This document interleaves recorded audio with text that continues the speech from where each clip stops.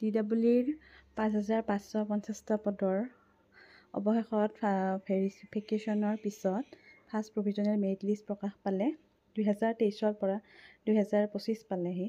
গতিকে 2 বছৰ আপোনালোকে ধৈৰ্য সহকাৰে অপেক্ষা কৰি আছে।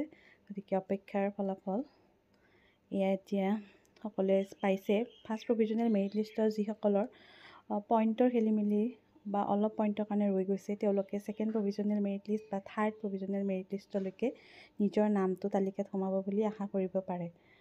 কাৰণ অতি কমেও 3খন প্ৰভিজনেল মেৰিট লিষ্ট ওলাবই, তাৰপিছত হয়তো ফাইনেলখন ওলাব। যিহেতু অক্টোবৰৰ 10 তাৰিখে এপইণ্টমেণ্ট দিব, গতিকে তাৰে আগলৈকে আৰু 2-3খন প্ৰভিজনেল মেৰিট লিষ্ট আমি ওলোৱা দেখিবলৈ পাম। যিসকলৰ কম নম্বৰ আছে তেওঁলোকে আশাবোৰ নেহেৰাব। নিশ্চয় ছেকেণ্ড প্ৰভিজনেল মেৰিট লিষ্ট বা থাৰ্ড প্ৰভিজনেল মেৰিট লিষ্টত নিজৰ নামটো দেখিবলৈ পাব।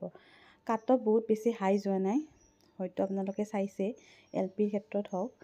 UPৰ ক্ষেত্ৰত অকণমান পাৰ্চেণ্টেজ আনৰিজাৰ্ভৰ গৈছে হাই, কিন্তু বাকী SC OBC ST প্লেনৰ বহুত বেছি যোৱা নাই। গতিকে নেক্সট যিহেতু first preference, second preference, third প্ৰিফাৰেঞ্চৰ কথা থাকে, গতিকে যিসকলৰ এতিয়া থাৰ্ড প্ৰিফাৰেঞ্চত নামবোৰ আছে সেইবোৰ ফাৰ্ষ্ট প্ৰিফাৰেঞ্চলৈকে গুচি যাব। গ'লে তেতিয়া প্ৰভিজনেল মেৰিট লিষ্টত আমি কাট অফবোৰ কমা দেখিবলৈ পাম।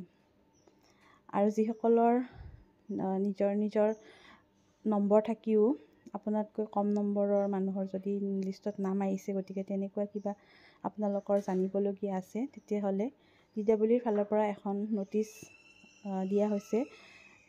সেইখন আপোনালোকে ভালদৰে পঢ়ি চাব DWৰ ৱেবছাইটত গৈ, আৰু তাতে আপোনালোকে দেখিব যে আপোনালোকক তেওঁলোকে বিভিন্ন জিলাৰ বেলেগ বেলেগ ডেটত 15, 16 আৰু 18 এই 3টা ডেটত নিজৰ ডিষ্ট্ৰিক্টৰ মানুহবিলাকক DWৰ কাহিলীপাৰাৰ অফিচলৈকে মাতিছে।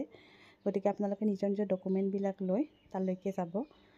যদিহে আপোনাতকৈ কম নম্বৰৰ আহিছে আৰু আপোনাৰ কিয় অহা নাই, এই কথাটো আপোনালোকে ছ'চিয়েল মিডিয়াত কমেণ্ট কৰি সোধাতকৈ DWৰ ডাইৰেক্ট অফিচত গৈ বিভাগীয় কৰ্তৃপক্ষৰ দ্বাৰা শুনিলে হয়তো ভালদৰে বুজি পাব।